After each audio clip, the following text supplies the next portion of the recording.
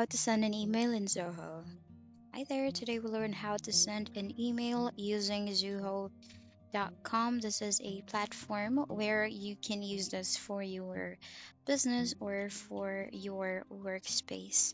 So, what you can do here for you to send these emails, you can actually just go to Zoho.com in your browser, log in into your account, and just click on mail. That's one of the features or applications on Zoho.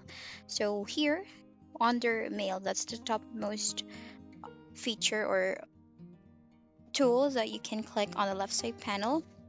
You just need to click on new mail, and then you will be able to send it an email and fill out the details like to whom you want this to be sent to, and what the contents is, and what the subject of the email that you want to send.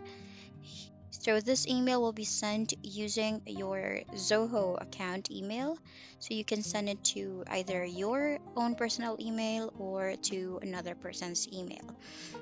Here you can also have the option to send the email later on, let's say an hour or tomorrow, next week, if you want to schedule that ahead. And you can even set a reminder, or you can have this email secured where it may require a password if you want to send it to another person to make sure that it's safe. Here you can also set the priority by clicking on the three dots option.